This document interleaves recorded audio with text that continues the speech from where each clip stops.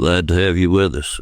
Glad to be back. Tennessee State University just announced that they could soon make millions of dollars worth of cuts to staffing and scholarships. So why are lawmakers calling this one of the best meetings they've had with TSU in almost a year? We really want Tennessee State University to thrive, and we believe better days are ahead. First off, they presented a plan that would keep them around for the next 5 years without the need for more taxpayer money. So how does that work? Right behind me here, we have News Channel 5 journalist Emily West. She's going to do some quality assurance for us, if you will. So I guess let's just start with the cuts. Interim President Dwayne Tucker announced that there was going to be $13 million worth of cuts to staffing. That means teachers, that can mean custodians, and administration. This is after TSU already laid off 100 staff members after realizing that they may not have enough money to end the school year. TSU officials said that they understand, that there are real people behind these numbers, but they also believe that this is the plan that can help them sustain long term. And that includes $18 to $20 million worth of cuts to scholarships. During the pandemic, TSU started a scholarship program with, I'm going to say, one-time federal dollars. To sustain those scholarships, they dug deep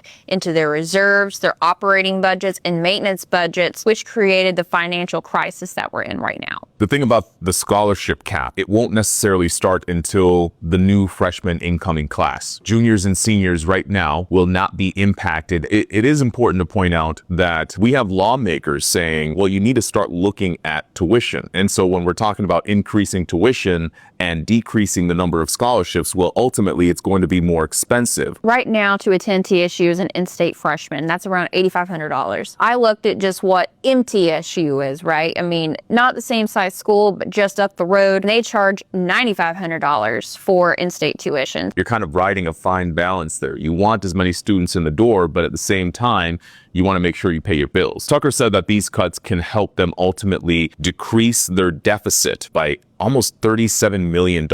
And that's just this year. But they're asking the state to repurpose the money that they've already given TSU. And so we're talking about the $250 million that the state says they owe TSU for not paying them as much as they paid the other land-grant University of Tennessee, Knoxville. It was only allotted for capital expenses, meaning improving things around TSU. But what they're asking right now is what money we have left of the $250, let's use that for operating costs so we can keep the lights on. We just want a little bit more flexibility to, in effect, run the business. Many people have talked about this $2.1 billion figure as this is the number that TSU is owed. Part of that is because the Biden administration said this is the number that TSU is owed. The $2.1 billion figure was not even acknowledged. It's not clear if this number will ever be resolved with the state. TSU isn't even bringing this number up. The state acknowledges $544 million. Of that, they've already paid $250. What came out of this meeting was,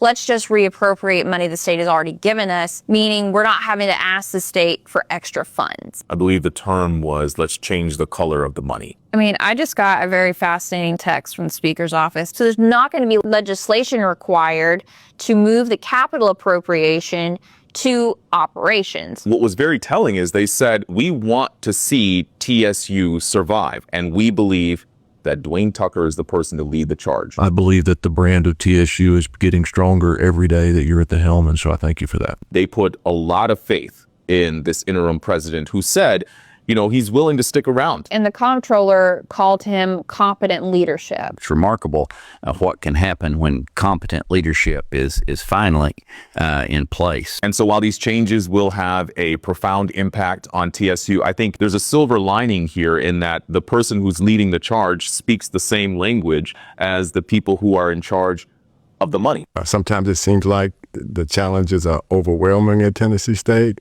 But I believe all of those can be fixed with the right leadership.